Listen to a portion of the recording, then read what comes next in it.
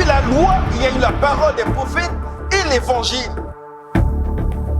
Et les trois s'accordent. Et à ceux qui l'ont cru, il leur a donné le pouvoir de devenir enfants de Dieu. Ils ont pris sa tunique. Ils ont pris ses vêtements. 4 soldats. Ils se sont partagés.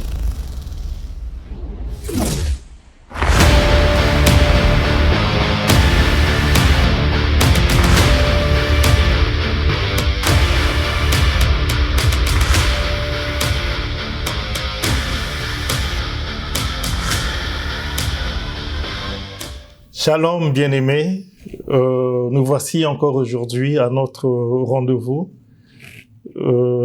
d'habituel. Nous sommes à l'heure de la parole de Dieu, comme cela a toujours été. Et nous continuons toujours dans notre thème qui est « L'Église est un don de Dieu ». L'Église est un don de Dieu. Et le sous-thème d'aujourd'hui, c'est comme j'avais dit, chaque séance a un sous-thème. Et le sous-thème d'aujourd'hui, c'est les adorateurs que le Père demande. Les adorateurs que le Père demande. C'est ça notre sous-thème aujourd'hui. Donc, sans plus tarder, je vais prendre ma Bible et nous allons lire dans le livre de Jean. Nous allons lire dans le livre de Jean au chapitre 4. Nous allons lire le verset 23 et le verset 24. Donc, je répète, Jean chapitre 4 au verset 23 à 24. Je lis la parole de Dieu. Mais l'heure vient, et c'est maintenant où les vrais adorateurs adoreront le Père en esprit et en vérité. Car ce sont de tels adorateurs que le Père recherche. Dieu est esprit. Il faut que ceux qui l'adorent en esprit et en vérité. Je reprends tout juste le verset 23. Mais l'heure vient, et c'est maintenant, où les vrais adorateurs adoreront le Père en esprit et en vérité. Car ce sont de tels adorateurs que le Père recherche. Ce sont de tels adorateurs que le Père recherche. Dans la version Louis II, il est écrit, ce sont de tels adorateurs que le Père demande. Oui, bien-aimés, ce passage que nous avons lu dans le livre de Jean, au chapitre 4, nous parle d'une conversation qui a eu entre Jésus et la femme samaritaine. Et le verset que nous avons lu, c'est la réponse de Jésus à la femme samaritaine. Jésus dit à cette femme que l'heure vient, et elle est déjà venue, où les vrais adorateurs adoreront le Père en esprit et en vérité. Il dit, ce sont de tels adorateurs que le Père demande. Le Seigneur, il parle des adorateurs. Et nous savons très bien, quand on parle des adorateurs, il s'agit en réalité de l'adoration. Il est question de l'adoration ici. Jésus parle à cette femme de l'adoration. Cette femme avait au préalable dit à Jésus que vous les Juifs, vous dites qu'il faut adorer à Jérusalem. Tandis que nous, les Samaritains, c'est sur cette montagne que nous adorons. Et voilà pourquoi Jésus lui dit, ça ne sera ni sur cette montagne, ni à Jérusalem, qu'il faut adorer. L'heure vient car elle est déjà venue, les vrais adorateurs adoreront le Père en esprit et en vérité. Il dit des vrais adorateurs. Je veux un peu reculer en arrière pour nous présenter un peu qu'est-ce que l'adoration et comment ça a été à cette époque. Vous savez, quand on parle de l'adoration, à cette époque, l'adoration avait toujours un lien avec l'effusion de sang. Il ne pouvait pas avoir adoration sans sang. L'adoration qu'on donnait à Dieu était accompagnée de l'effusion de sang. Et cela, c'est depuis le jardin d'Éden. Quand Adam a péché et qu'il s'est rendu compte qu'ils étaient nus, ils se sont couverts par des feux. Qu'est-ce que Dieu a fait? Il a tué un animal et il a pris la peau de cet animal. Il a fait habiller Adam et Ève. Et plus tard, quand Adam a eu deux enfants, Caïn et Abel, l'un était laboureur, l'autre était éleveur. Au moment où il fallait présenter l'offrande à Dieu, Abel est venu avec... il a présenté à Dieu un animal. Et son frère a présenté à Dieu le fruit du sol. Et Dieu a agréé l'offrande d'Abel parce que il avait versé du sang. Et encore plus loin, nous regardons quand Dieu a demandé à Abraham de lui offrir Isaac en holocauste. La Bible dit que Abraham a pris Isaac et ses serviteurs, deux de ses serviteurs, ils sont partis sur la montagne que Dieu leur avait montrée. Et chemin faisant, la Bible dit qu'Abraham a regardé de loin la montagne en question, après 3 jours de marche, bien sûr, et il dit à ses serviteurs, vous restez ici, et moi et Isaac, nous irons sur la montagne pour adorer. Et quand vous lisez l'histoire, vous comprenez que là aussi, il est question du sang. Parce que chemin faisant, Isaac, qui comprenait déjà que l'adoration avec Dieu exige le sang. Il a demandé à Abraham, mais je vois le bois, je vois le feu, mais où est l'animal? Abraham dit à Isaac, Dieu pourvoira. Et exactement, ils sont partis sur la montagne. Abraham a lié Isaac. Il a bâti son autel. Il a mis le bois et il a mis Isaac sur le bois. Au moment de point, il a pris son couteau au moment d'égorger l'enfant. Un ange va lui parler en disant, Abraham ne fait pas cela. Je voulais juste voir jusqu'où tu pouvais m'aimer.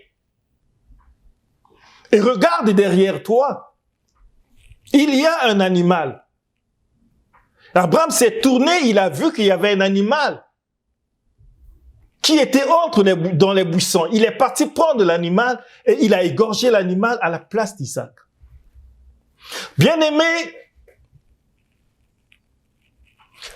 l'adoration envers Dieu à cette époque prenait le prix du sang.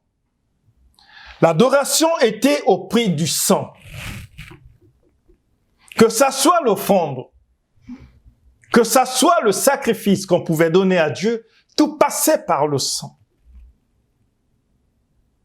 On égorgeait des animaux, que ça soit pour l'expiation des péchés, ça prenait le sang, que ça soit pour l'adoration, ça prenait aussi le sang. Le son devait être au rendez-vous quand on parle de l'adoration. Le son était toujours au rendez-vous quand on parle de l'offrande, quand on parle des sacrifices. Le son était toujours au rendez-vous. Voilà pourquoi la femme, en conversant avec Jésus, il dit, mais nous adorons sur cette montagne, nous les Samaritains, mais vous les Juifs, vous adorez à Jérusalem, dans le temple. Jésus a dit, mais non,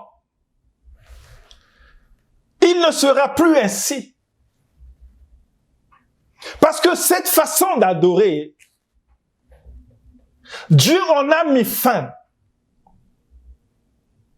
Le livre d'Hébreux nous le dit, Père, parce que le sang des taureaux et des boucs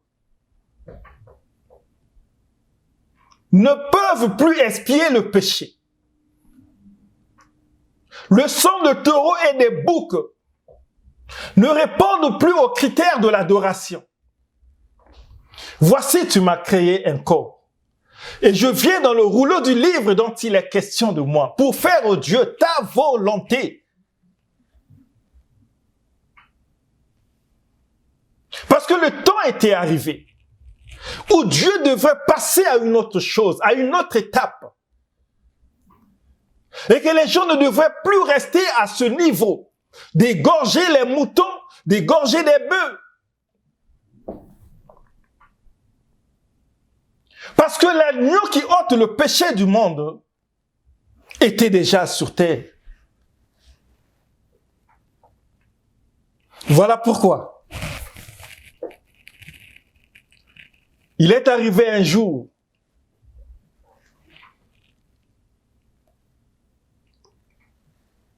Jésus est arrivé dans le temple. Il a vu les vendeurs des pigeons, les vendeurs de bœufs, des changeurs de monnaie. Jésus s'est fait un fouet.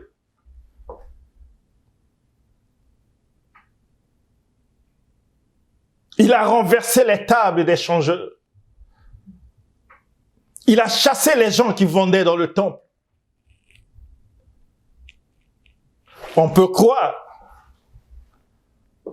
que Jésus était en train de mettre de l'ordre dans l'église, ou dans le temple, je veux dire, le temple de Jérusalem. Mais non. Il était question de dire aux gens que cette façon d'adorer, Dieu n'approuve plus. Cette façon d'adorer, Dieu ne le désire plus. Cette façon de faire. Pourquoi il y avait des vendeurs, des bœufs, des moutons, des pigeons dans le temple? Pourquoi il y en avait? C'est juste parce que c'était les éléments où le peuple avait besoin pour offrir à Dieu l'adoration. Nous allons lire, je vais lire rapidement ce passage dans la Bible, c'est toujours dans le livre de Jean au chapitre 2. Je vais lire du verset 13 jusqu'au verset 16. La Pâque des Juifs était proche et Jésus monta à Jérusalem.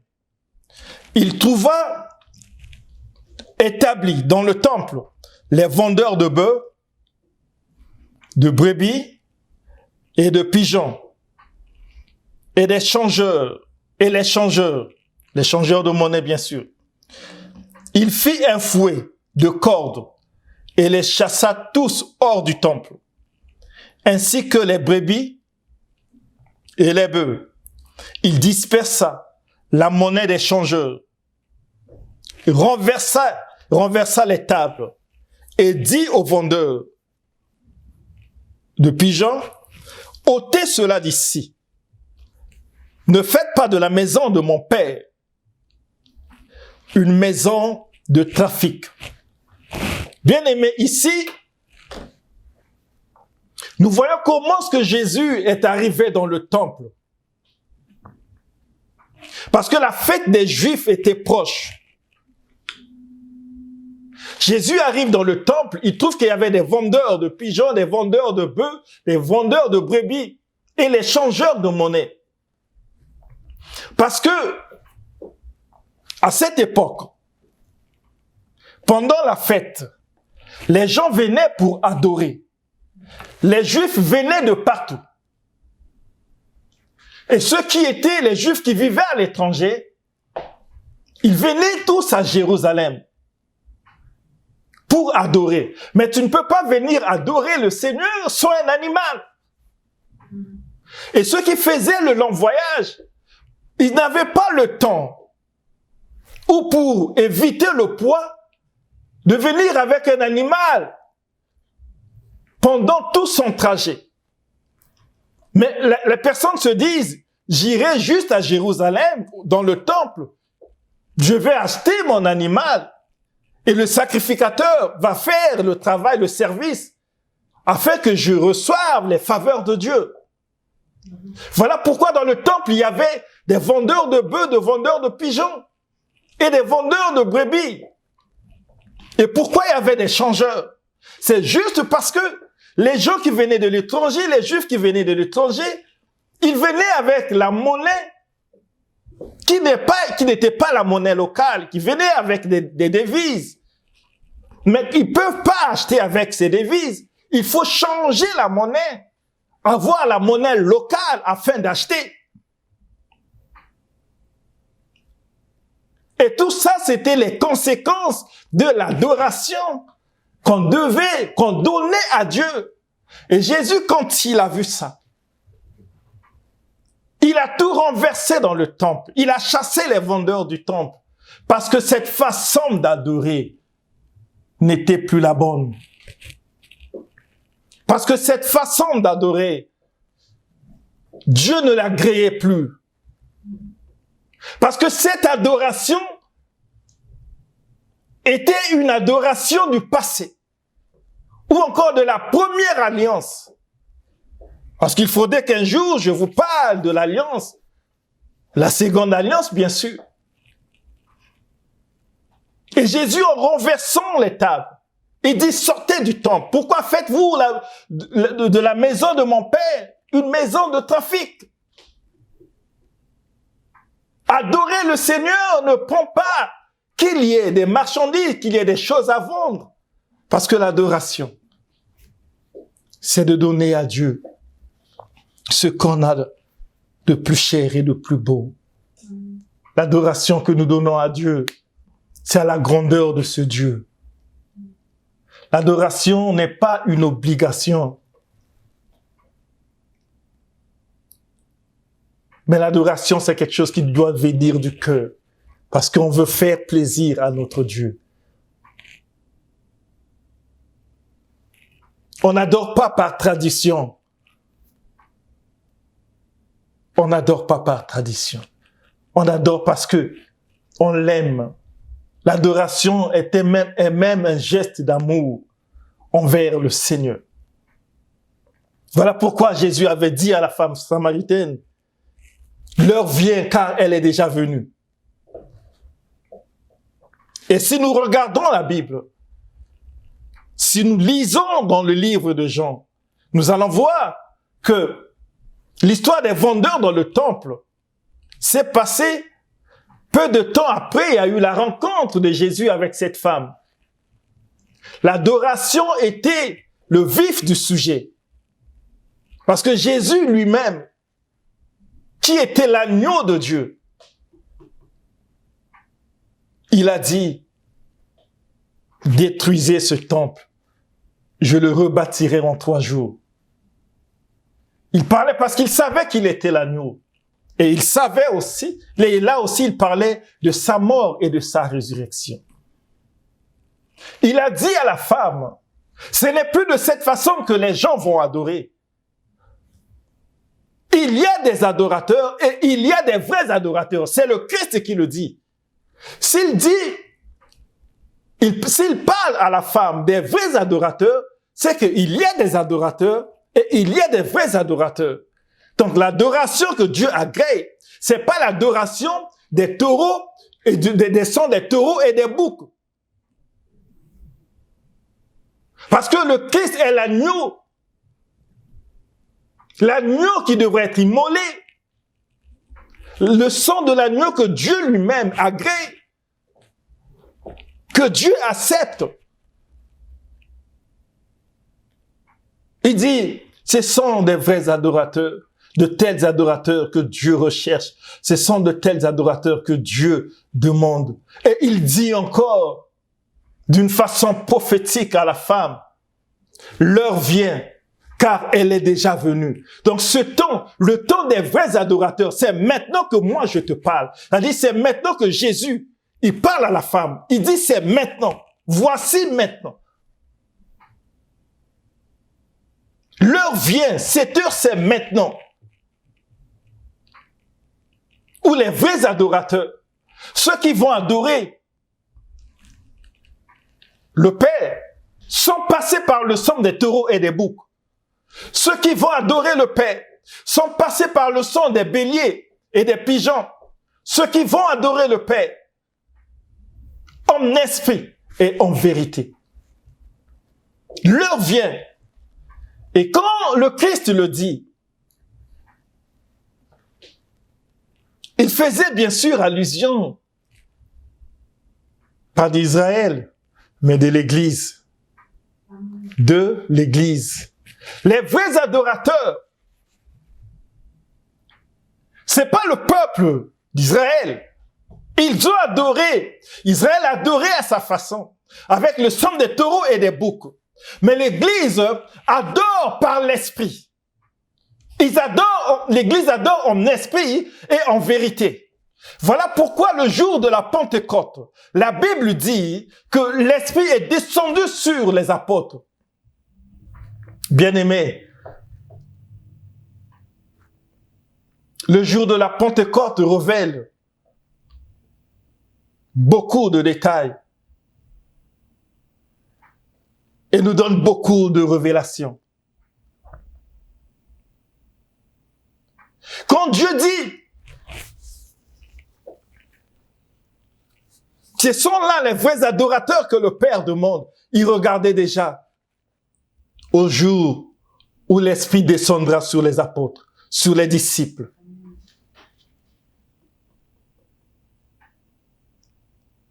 Et je vais vous dire une chose, c'est que le jour de la Pentecôte, parce que, en fait, la Pentecôte est une fête juive aussi, qui est célébrée après la Pâque, je pense 50 jours après la Pâque,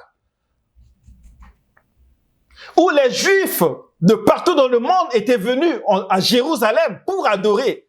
Donc regardez, la même histoire se répète. Les Juifs sont venus de partout pour adorer. Parce que c'était la fête de la Pentecôte. Et pendant que Israël, à Jérusalem, les gens venaient de partout. Les gens étaient nombreux. Et quand on parle de l'adoration, bien sûr, il s'agit ici d'apporter ou de verser le sang des animaux dont les gens sont venus pour pratiquer leur rituel comme ils ont l'habitude de le faire. Mais pendant ce temps, eux qui sont venus adorer, pendant qu'ils étaient là, au même instant, les disciples de Christ étaient dans une chambre haute, en train de prier et en train d'adorer. Mais eux, ils n'adoraient pas avec le sang des taureaux et des boucs. Ils adoraient le Père avec la parole parce que Dieu se trouve dans sa parole et Dieu se révèle dans sa parole. C'était le temps de l'Église. C'était le temps de l'Église. Bien aimé, il faut bien comprendre que c'était le temps de l'Église. Parce que le chrétien doit connaître, doit avoir cette connaissance. De ne pas mélanger Israël à l'Église. Quelqu'un me dira, pasteur, comment est-ce que tu peux le dire? Mais bien sûr. Israël a eu son histoire. L'Église aussi a son histoire. L'Église a son histoire. Et l'Église ne doit pas prendre tout ce qui était tradition en Israël pour emmener dans l'Église. Non. C'est là qu'il y a des faux enseignements. C'est là qu'il y a des doctrines qui ne sont pas basées sur le Christ. Bien que le Christ n'a pas aboli la loi est toujours d'actualité. Mais il y a certaines choses qu'on ne peut pas prendre. Au temps d'Israël, pour être sacrificateur, il fallait être de la lignée d'Aaron.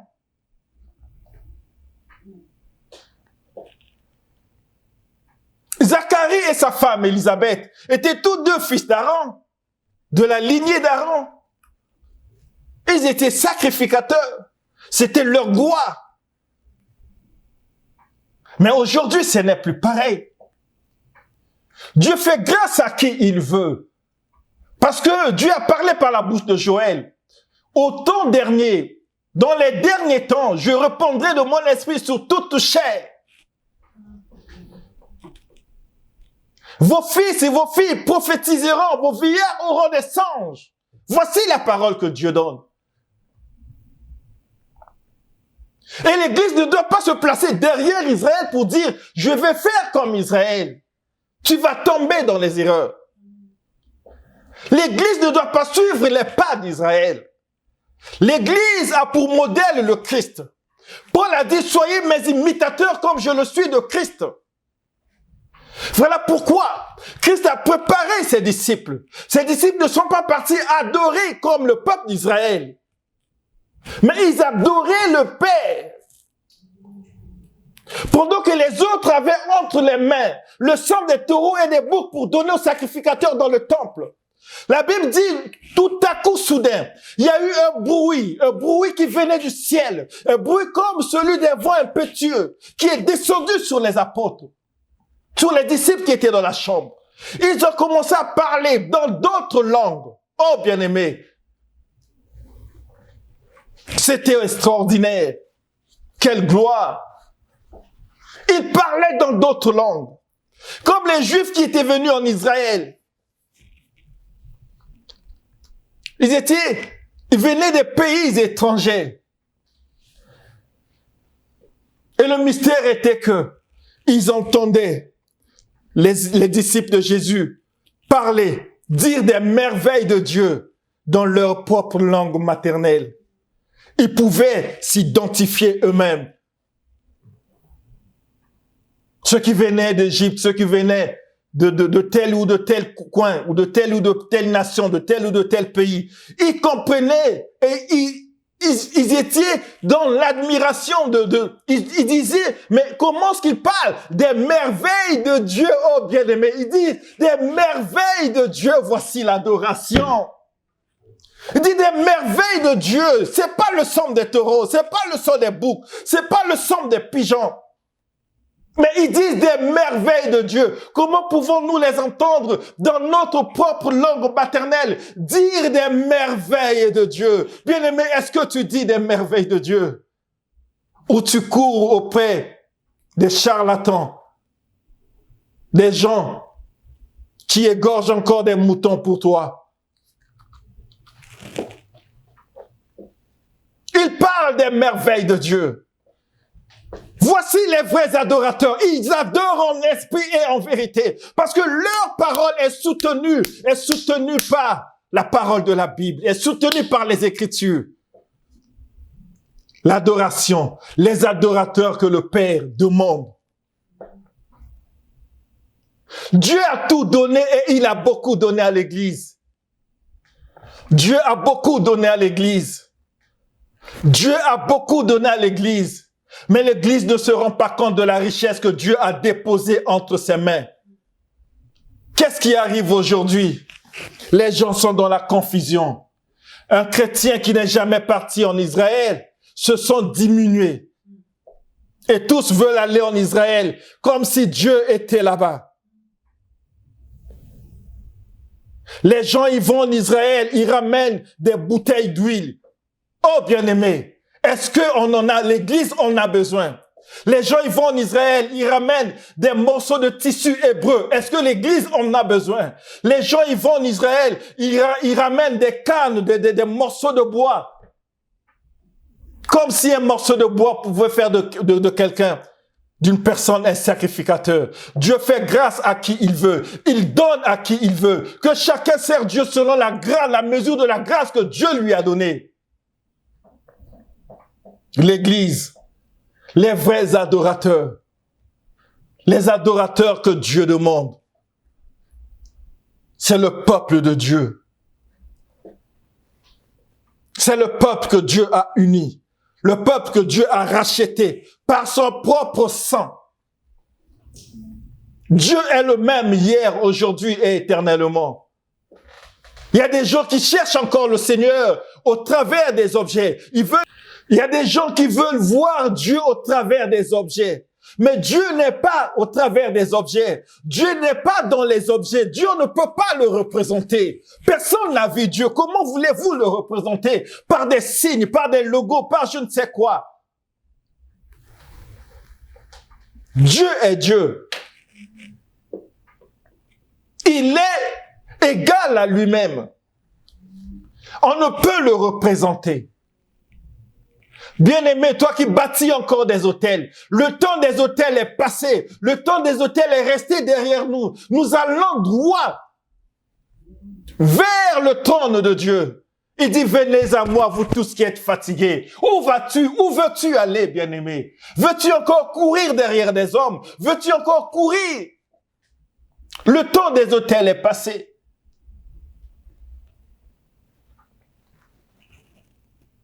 Nous sommes disciples de Christ. Et je ne peux que prêcher le Christ. Nous sommes les enfants de Dieu. Nous sommes le Fils de Dieu. Je ne peux que parler des merveilles de Jésus. Quelqu'un va te dire, il va te parler de la poudre d'Aaron. Est-ce que tu en as besoin? Aaron a vécu à son époque. Pourquoi voulons-nous mélanger les choses? Dieu nous appelle. Dieu nous regarde. Dieu a fixé son regard sur nous. Dieu t'appelle, bien-aimé. Tu dois répondre à l'appel de Dieu.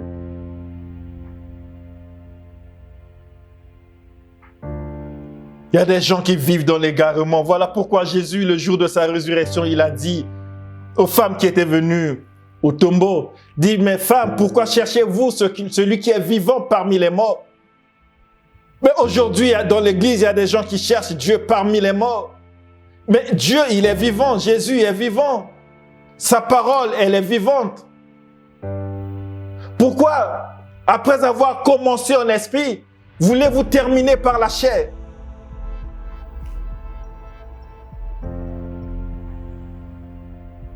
Dieu est merveilleux. Celui qui a le Christ a la vie. Celui qui n'a pas le Christ n'a pas la vie. C'est la parole de Dieu. Dieu n'est pas dans les morceaux de tissu. Dieu n'est pas dans les effigies. Dieu n'est pas dans tout ce qu'on peut représenter, mais Dieu est dans sa parole. Celui qui a le Fils a la vie. Celui qui a le Fils ne cherche pas Dieu par d'autres chemins, par d'autres voies, parce qu'il est lui-même le chemin. Il est la vérité. Il est la vie. Qu'as-tu besoin ou que cherches-tu, bien-aimé? Que cherches-tu, bien-aimé? Pourquoi continues-tu à aller consulter les 10 heures de bonne aventure? Pourquoi cherches-tu Dieu au travers de l'astrologie?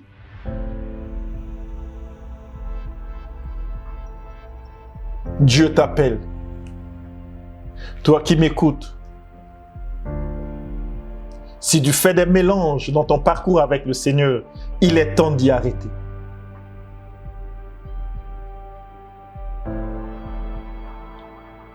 Si tu fais des mélanges, Tantôt tu es avec Dieu. Tantôt tu es avec ceux qui prédisent l'avenir. Il est temps d'y arrêter. Je ne veux pas te dire que Jésus est à la porte. Mais je veux juste te dire que l'heure est arrivée pour toi de prendre une bonne décision. Celle de suivre Jésus. Celle de donner sa vie. Celle de se comporter en disciple de Christ. Que Dieu bénisse son peuple. Que Dieu bénisse son Église. Au nom de Jésus. Amen.